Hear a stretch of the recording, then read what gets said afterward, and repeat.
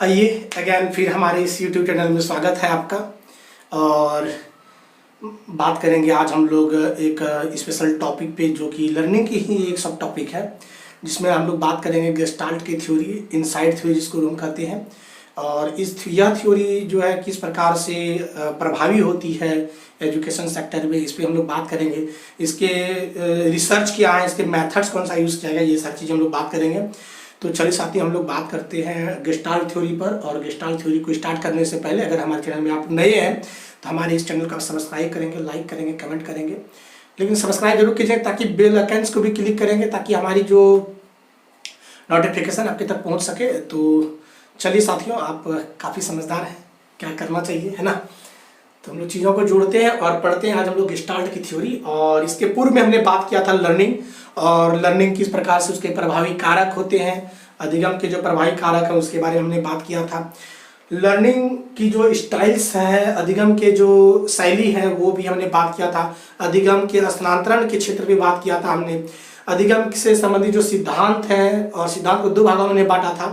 पहला हमारा जो एसोसिएटिव लर्निंग था और कॉग्निटिव फील्ड थ्योरी, दोनों दो भागों में बांटा था। और पहली जो थ्योरी थी एसोसिएटिव थ्योरी के अंतर्गत आने वाले जो सिद्धांत थे, जिसके हल के द्वारा दिया गया सिद्धांत, स्किनर के द्वारा दिया गया सिद्धांत, पावलोव के द्वारा दिया गया सिद्धांत, थॉर्नडाइक के द्वारा दिया गया सिद्धांत, वाटसन के द्वारा दिया गया सिद्धांत, उन सारे सिद्धांत को गुथरी के द्वारा दिया गया सिद्धांत, इन सारे सिद्धांत को हमने पिछले एपिसोड में देखा। अगर आपने नहीं देखा है तो उसे जरूर देखेंगे। उसकी डिस्क्रिप्शन लिस्ट में जो है वीडियोस नंबर लेक्चर जो थी वो शायद 24 या 25 होगी, वो लेक्चर आप देख लेंगे। और पूरे एपिसोड्स में आप जो है हमने लर्निंग की जो है ज़बरदस्त तरीके से बात की। और अभी लर्निंग खत्म नहीं हुई है, लर्निंग के ऊपर में और भी चीज़ें हम लोग बात करेंगे, जो स्पेशल जो थ्योरीज हैं उस पर बात करेंगे। जैसे थ्योरी अब तो कंप्लीट हो जाएगी एक दो वीडियोज़ में, और थ्योरीज के बाद आएंगे हम लोग जो अधिगम व अभिप्रेरणा हम लोग बात करेंगे। अधिगम में संवेग का किस प्रकार से जो है रोल होता है उस पर बात करेंगे हम लोग। तो और भी चीज़ों पे अधिगम को हम लोग बात करेंगे। और ये बहुत ही इंपॉर्टेंट टॉपिक है DSSB एग्जाम्स के लिए, चाहे वो सीटेट हो, चाहे वो आपका जाकर के KVS हो, NVS हो, चाहे राज्य के कोई भी पात्रता परीक्षा होती है, Jharkhand TET, Bihar TET, UP TET, Uttarakhand TET, REET, Orissa TET, जो भी शिक्षक पात्रता परीक्षा होती है इसकी इनकी अपनी अहम विशिष्ट योगदान होती है। तो चलिए साथियों, समय को बर्बाद ना करते हुए हम लोग टॉपिक की ओर आती हैं। और टॉपिक में आज हम लोग बात करेंगे द इनसाइट थ्योरी, सूझ का सिद्धांत और या अंतर्दृष्टि का सिद्धांत। और इसके मुख्य जो प्रणेता है वो है हमारे गेस्टाल्टवादी साइकोलॉजिस्ट वर्दीमर, कोहलर और कुफ्का।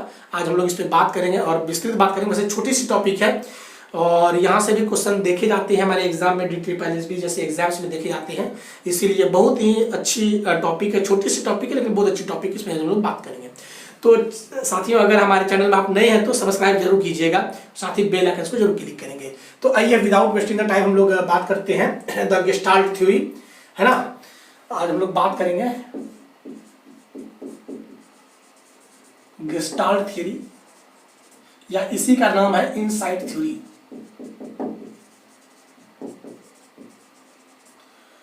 हिंदी में इसको हम लोग गेस्टाल्ट थ्योरी भी कहते हैं, गेस्टाल्ट सिद्धांत कहते हैं,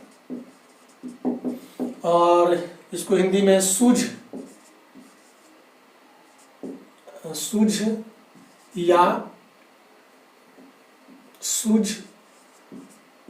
या अंतर्दृष्टि का सिद्धांत, अंतर्दृष्टि का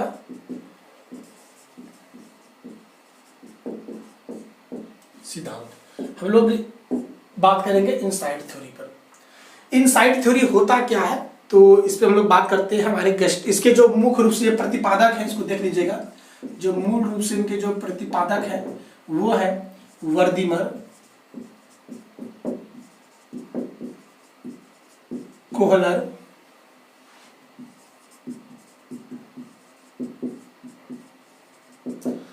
तीनों ने मिलकर किया था। और कभी कभी ऑप्शन आपको कोहलर सिर्फ दे देगा तो कोहलर को टिक कर दीजिएगा, तीनों साथ में कभी देंगे नहीं। और तीनों की इसमें विशिष्ट रोल रही है।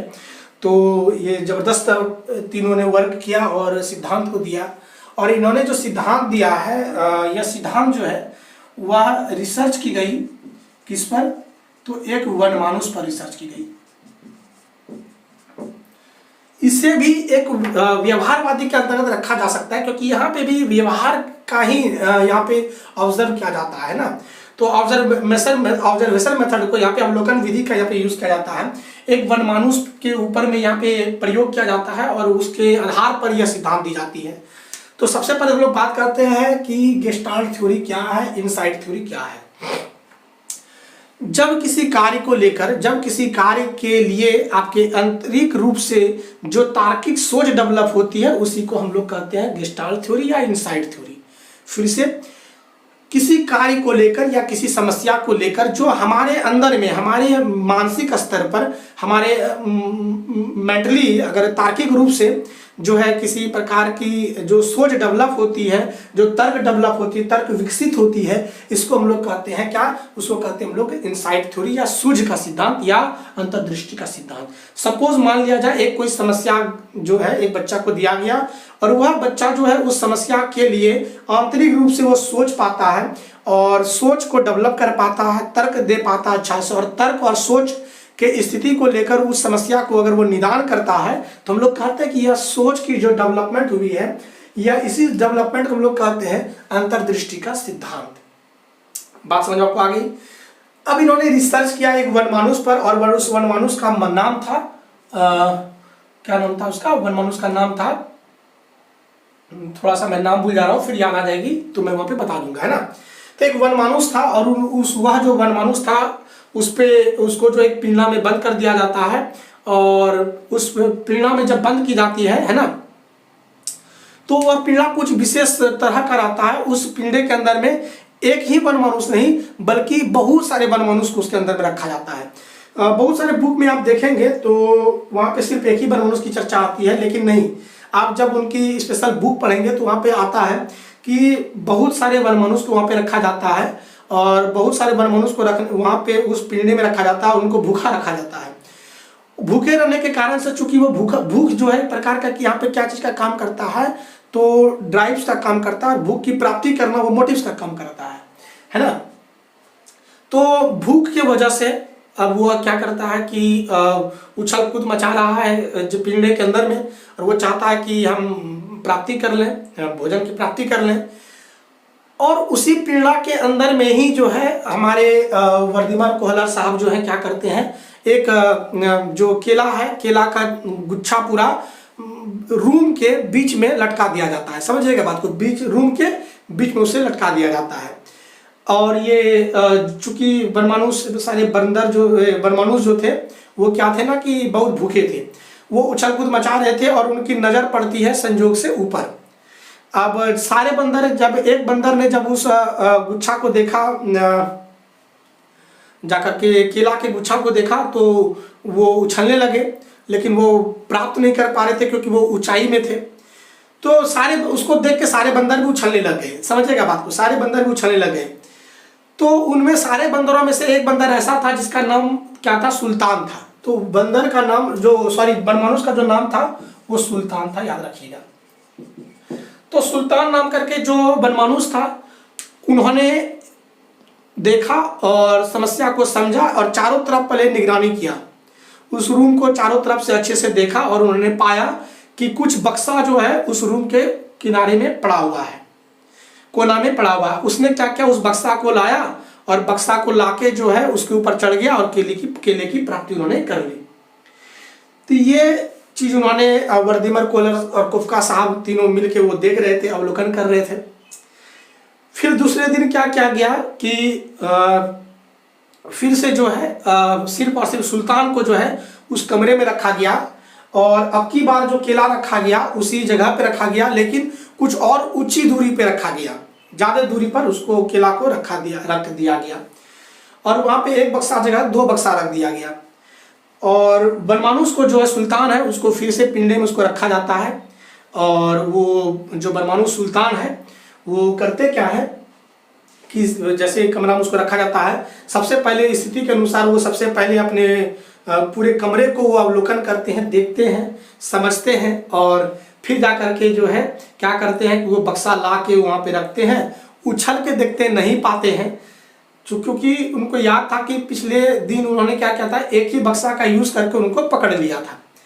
आज उसने क्या किया कि वो जो एक बक्सा था उसको लाया और वहां से उछल लगाई उसने केला के लिए, लेकिन केला की प्राप्ति उसको नहीं होती है। तो वो फिर से क्या करता है, दूसरा डब्बा, दूसरा जो बॉक्स रखा हुआ था उस बक्से के ऊपर में दूसरा बक्सा रखता है और फिर उसमें चढ़ के जो है केले की प्राप्ति कर लेती है।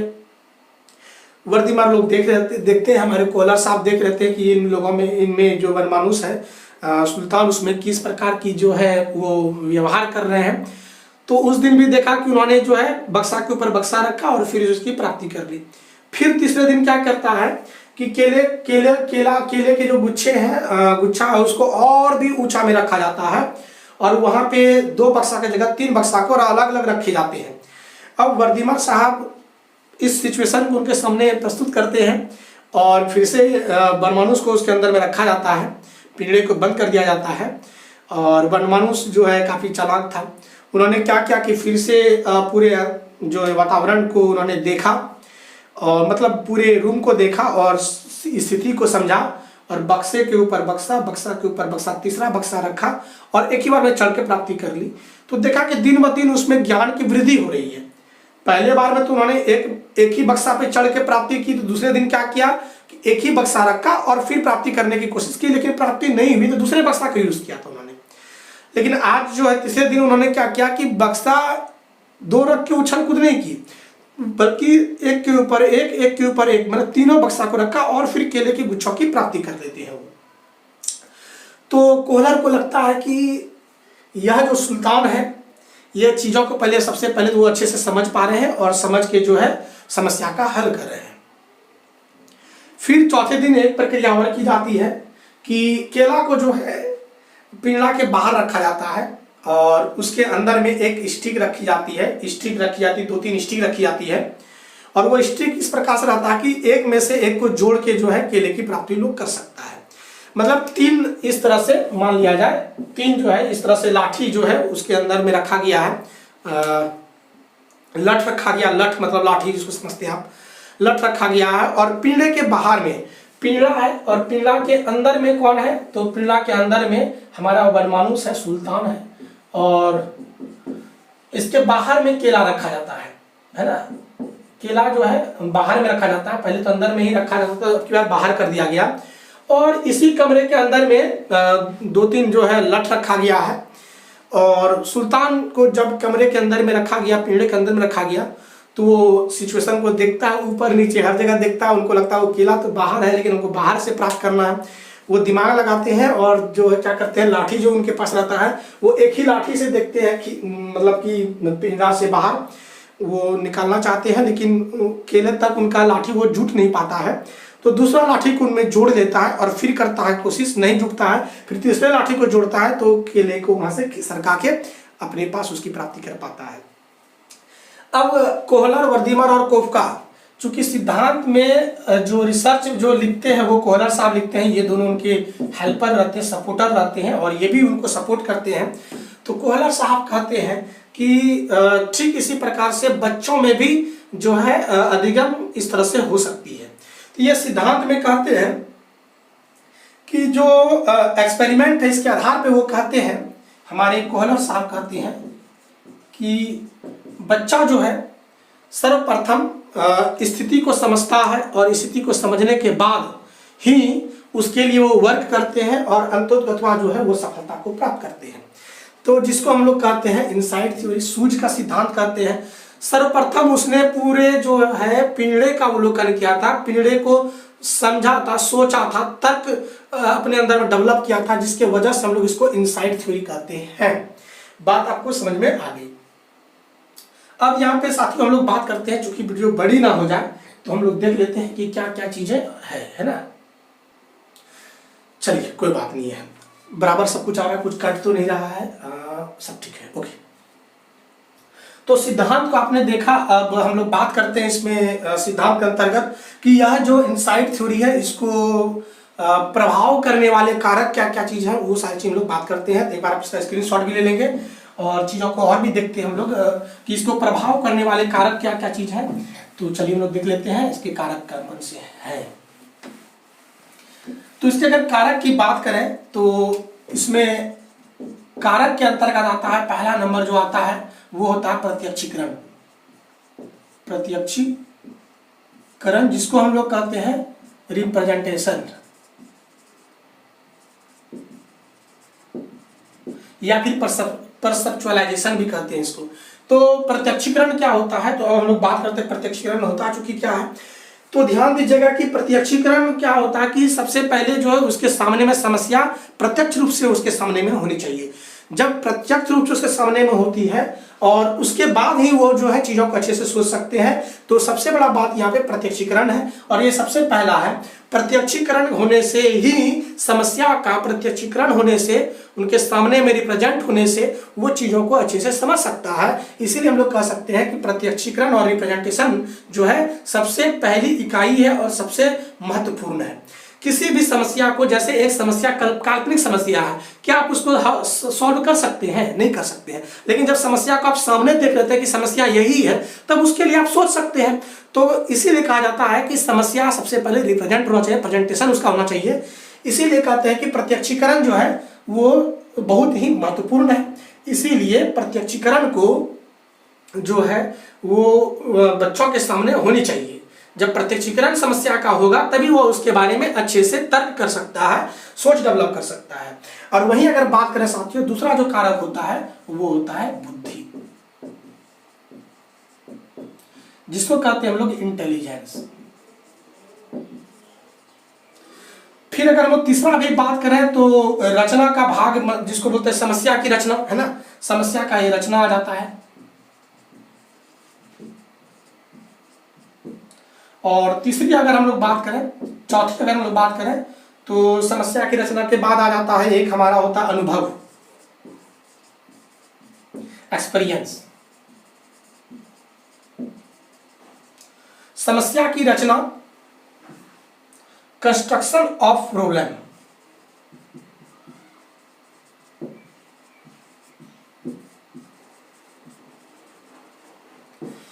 अब समझिएगा, प्रत्यक्षीकरण तो समझ गए। जब कोई समस्या किसी के सामने प्रस्तुत करते हैं तो उसको कहते हैं प्रत्यक्षीकरण। और यह प्रस्तुतिकरण होने से बच्चों में उसके लिए एक जो तर्क होता है, जो उसकी मानसिक सोच होती है, वो डेवलप हो पाता है। अब रही बात बुद्धि, तो बुद्धि के अंतर्गत हमारे जो कोहलर साहब हैं वो कहते हैं कि बुद्धि यदि लोगों की अच्छी रहेगी तो वो बहुत अच्छे तरीके से वो कार्य कर पाएंगे। मतलब उच्चतम बौद्धिक स्तर वाले जो व्यक्ति होते हैं वह प्रॉब्लम को बहुत अच्छे से सॉल्व कर सकते हैं। और ये भी महत्वपूर्ण है, अगर डल व्यक्ति है, जिसकी बुद्धि स्तर बहुत कम है, तो वो समस्या को अच्छे से सॉल्व नहीं कर सकते हैं। तो उच्चतर बुद्धि स्तर वाले जो बालक होते हैं वो समस्या को अच्छी तरह से कवर कर पाते हैं। तीसरी बात करते हैं समस्या की रचना, कंस्ट्रक्शन ऑफ प्रॉब्लम। तो समस्या की रचना कैसे करते हैं, इस पर हम लोग बात करते हैं। जो समस्या उसके पास होते हैं, उस समस्या को वो अच्छे तरीके से जानते हैं। पहले तो वो देखने के बाद क्या किए, उस पर तर्क स्थिति प्रकट किए। तर्क स्थिति प्रकट करने के बाद वह समस्या को छोटे छोटे पार्ट में वो तोड़ के जो है उसके बारे में वो गहन स्थिति को प्रकट करते हैं और वो स्थिति को जो है वो प्राप्त करते हैं और उसी स्थिति के अनुसार जो है चीज़ों को वो कंप्लीट कर पाते हैं। समझिएगा फिर से, समस्या की रचना क्या है, तो समस्या की रचना के अंतर्गत जो समस्या उनके पास है और उस समस्या के निजात के लिए जो चीजें वहां पे विद्यमान है, उन चीजों का यूज करके अपने जो मोटिव है उनको प्राप्त कर पाते हैं। ये समस्या की रचना कहलाते हैं। अनुभव क्या है कि अगर उनका पूर्व अनुभव अच्छा रहेगा तो वह कार्य को अच्छे तरीके से कर पाएंगे। तो यही 4 कारक है और यही चारों कारक जो है इनसाइट थ्योरी में यूज किए जाते हैं। अब समझते हैं कि जो हमारा जो रिसर्च था उस रिसर्च के आधार पर इन चारों कारक को समझते हैं। जब सुल्तान को उस पिंजरे के अंतर्गत रखा जाता है तो सुल्तान के सामने एक समस्या आती है और वह समस्या खुद देख पाते हैं। उनको भूख लगी रहती है, केला जो है छत पे लटका हुआ है, ऊंचाई पे है और उसकी प्राप्ति करना है। ये क्या है, प्रत्यक्षीकरण। वो सबसे पहले उन्होंने प्रत्यक्ष रूप से देखा। वहां पे बहुत सारे वनमानुष थे लेकिन उनमें से एक ही वनमानुष जो सुल्तान था, उनका बौद्धिक स्तर अच्छा होने के कारण से और भी वो चीजों को जो है वो क्या करते हैं, सुव्यवस्थित करते हैं और अपने लक्ष्य की प्राप्ति कर पाते हैं। तो बौद्धिक स्तर अच्छा वनमानुष जो हमारे सुल्तान जो थे, सुल्तान की बौद्धिक स्थिति अच्छी होने के कारण से उन्होंने ही यह प्रक्रिया की और बाकी मनुष्य ने नहीं किया। तो ये उनकी बौद्धिक स्तर अच्छी दिखाती है। समस्या की रचना क्या है, अभी इसको समझिएगा। समस्या की रचना का तात्पर्य यहाँ पे ये है कि सबसे पहले उन्होंने समस्या को देखा, समस्या को देखने के कारण से उनकी जो बौद्धिक स्थिति अच्छी थी, जिसके वजह से वो समस्या के निजात पाने के लिए, समस्या को खत्म करने के लिए उन्होंने क्या किया, तो बॉक्स का यूज किया। बॉक्स के ऊपर दूसरा बॉक्स रखा, फिर तीसरा बॉक्स रखा, फिर लठ का यूज किया, लाठी का यूज करके जो है केला की प्राप्ति की थी। समस्या की रचना ही तो है। अब देखिए इसका बौद्धिक स्तर में इसका पूर्व अनुभव भी कार्य किया था, पूर्व में भी इन्होंने इस तरह के कार्य को किया होगा जिसके वजह से इस कार्य को वो अच्छे तरीके से कर पाते हैं। तो यह थ्योरी से यही उभर के आता है कि यह जो 4 कारक हैं, ये 4 कारक का भी बहुत बड़ा रोल होता है। ये बात आपको समझ में आ गई होगी। अब हम लोग बात करते हैं कि इस गेस्टाल्ट थ्योरी का हमारे एजुकेशन में क्या यूज है, इसको हम लोग बात करते हैं। तो एक बार छोटा सा, मैं आप लिखे तो नहीं, लेकिन हमारी बातों को आप अपने तरीके से as on your language you can write, आप अपनी भाषा में इसको लिख सकते हैं। अगर हम बात करें साथियों कि इसके प्रभावी कारक के आधार पर इसका यूज जो है एजुकेशन में कैसे करते हैं, ये हम लोग एक बार देख लेते हैं, है ना। तो अगर हमारे चैनल में आप नए हैं तो सब्सक्राइब जरूर कीजिएगा और बेल आइकन को भी क्लिक करने की जरूर कोशिश कीजिएगा।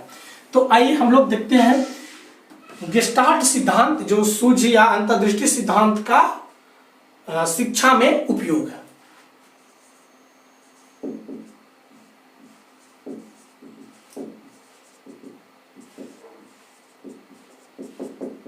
शिक्षा में उपयोग, अंतर्दृष्टि सिद्धांत का, है ना, शिक्षा में उपयोग, यूज ऑफ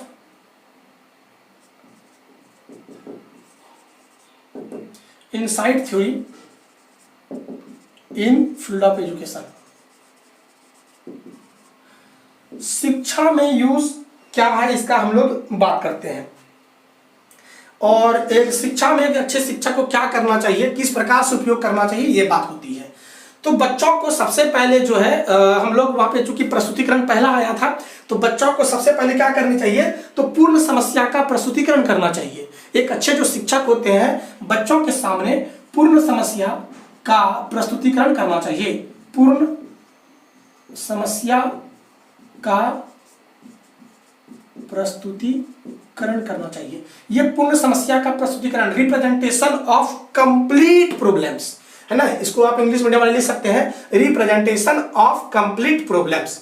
अब एक टीचर को जो है जो भी समस्या होनी चाहिए, जो समस्या बच्चों को देते हैं, वह समस्या उनके सामने पूर्ण रूपेण होनी चाहिए और उनके सामने में ही होना चाहिए, तब जाकर के बच्चा उसमें से अच्छे तरीके से सोच सकता है। तो ये हमारे एक टीचर का रोल होता है कि जब भी कोई सवाल दें तो वह सवाल उनके सामने प्रत्यक्ष रूप से होनी चाहिए और साथ ही साथ वो कंप्लीट होना चाहिए, आधा अधूरा नहीं होना चाहिए। आधा अधूरा रहने से उनको समस्या होती है, वो अच्छे से सोच नहीं सकते हैं, उनके लिए अच्छा तर्क नहीं दे सकते हैं। इसलिए कंप्लीट सिचुएशन को जो है उनके सामने में रिप्रेजेंट करना चाहिए। सेकंड बात, एक टीचर को जो है बच्चों में तत्परता का विकास करना चाहिए। तत्परता का विकास, साथ में अगर इंग्लिश मीडियम वाले लिखेंगे भी तो लिख सकते हैं इसको, तत्परता का विकास, है ना, डेवलपमेंट ऑफ कंटिन्यूटी, जिसको कहते हैं डेवलपमेंट ऑफ कंटिन्यूटी, तत्परता, है ना। तो इसके अंतर्गत एक शिक्षक को क्या करना चाहिए ना, कि बच्चों में जो है उसको मोटिवेट करते रहना चाहिए। मोटिवेशन के तौर पे जो है उनमें विकास डेवलप होगा और वो चीज़ों को अच्छे से कर पाएगा, है ना। तीसरी अगर हम बात करें साथियों, तो तीसरा होता है विषय का संगठन। क्या होता है, विषय संगठन। तो यहाँ पे कंटेंट होता है ना, कंटेंट, और जो विषय वस्तु होता है वो उसके लेवल का चीज होनी चाहिए। अगर विषय वस्तु उनके लेवल का नहीं होगा तो फिर वो तो कर ही नहीं पाएगा। तो विषय का स्तर ही संगठन के अंतर्गत आते हैं। तो ये चीज देखिए, ये विषय का संगठन, और ये विषय जो होने चाहिए वो उनके अनुरूप होने चाहिए, उनके स्तर की होनी चाहिए, तब जाकर के वो अच्छे से समस्या को अच्छे तरीके से सॉल्व कर सकता है। अब चौथा अगर बात करें तो जिज्ञासा का पुनरुत्थान इसको कहते हैं। बच्चों में जिज्ञासा को प्रक्षेपित करना चाहिए, जिज्ञासा को प्रक्षेपित, है ना, जिज्ञासा को यहाँ पे प्रक्षेपित करना चाहिए और क्यूरियोसिटी को उसके अंदर डेवलप करना चाहिए, चाहे मोटिवेशन के तौर पे हो, चाहे वो आप उसको पुनर्बलन देके उसको सॉल्व करा सकते हैं, मतलब ये सारी चीजें होती है। और एट द लास्ट मोमेंट हम लोग कह सकते हैं कि ये अगर सारी चीजों का हम लोग यूज करते हैं एजुकेशन सेक्टर में तो बच्चों में बहुत अच्छी तरीके से ज्ञान का निर्माण हो सकता है। तो फिर से बात देखिएगा कि अंतर्दृष्टि सिद्धांत का शिक्षा में उपयोग किस प्रकार से होनी चाहिए। तो कहते हैं सबसे पहले तो पूर्ण समस्या का प्रस्तुतिकरण होना चाहिए, मतलब the complete representation of problems. If the students they can find the complete situations, then they can create their ideas, best ideas and the knowledge or the concept. So this is the necessary part for the teachers, that they should have to give the complete situation or complete problems among the students. Then they can find the better ideas or the concept or the thoughts for the solution of that types of situations. Okay. और जो second बात करते हैं the development of continuity. बच्चों में जो है तत्परता को डेवलप करना होता है, कंटिन्यूटी डेवलप करेंगे। कंटिन्यूटी डेवलप करने के लिए आप चाहे उसे मोटिवेट कर सकें, चाहे आप उसको पुनर्बलन की स्थिति देके उससे आप हेल्प कर सकते हैं, जिससे कि बच्चों में तत्परता की विकास होगी, कंटिन्यूटी की डेवलपमेंट होगी। बात करते हैं कंटेंट, विषय संगठन की बात करते हैं। तो विषय संगठन का तात्पर्य यहाँ पे है विषय की स्तरता से बात होती है। विषय जो है, जो कंटेंट हो वो उसके लेवल की चीज होनी चाहिए और वो चीजें जो कंप्लीट है उसको वो बच्चे अपने तरीके से उसको अच्छे से कर पाएंगे। मूल रूप से ये कहा जा सकता है कि विषय जो होनी चाहिए वो कैसी होनी चाहिए, तो सब्जेक्ट जो होनी चाहिए, जो कंटेंट है वो होने चाहिए उसके अनुरूप। अब बच्चा 5वीं क्लास की, अब 10वीं क्लास के सवाल दे रहे तो वो कर नहीं पाएगा, उनकी लेवल की चीज होनी चाहिए। तीसरा है जिज्ञासा का प्रक्षेपण, जिज्ञासा द प्रोजेक्शन ऑफ क्यूरियोसिटी। बच्चों में जिज्ञासा का डेवलप करते रहना चाहिए, जिससे कि वो उसको जो समस्या है उसको सॉल्व करने में उसको बहुत ही अच्छा अनुभव होगा और अच्छा लगेगा भी, तो वो जिज्ञासा के अनुरूप वो कार्य को अच्छे तरीके से कर पाएंगे। तो यही छोटा सा सिद्धांत जो है गेस्टाल्ट का सिद्धांत, जिसको हम लोग सूझ का सिद्धांत या इनसाइट थ्योरी कहते हैं, ये छोटे से सिद्धांत है। इससे सवाल भी देखने में आपको DSSS भी वैसे एग्जाम में देखने को मिलता है, चाहे KVS हो, CTET हो, NVS हो, जो भी एग्जाम यहाँ पे देखने को मिलता है।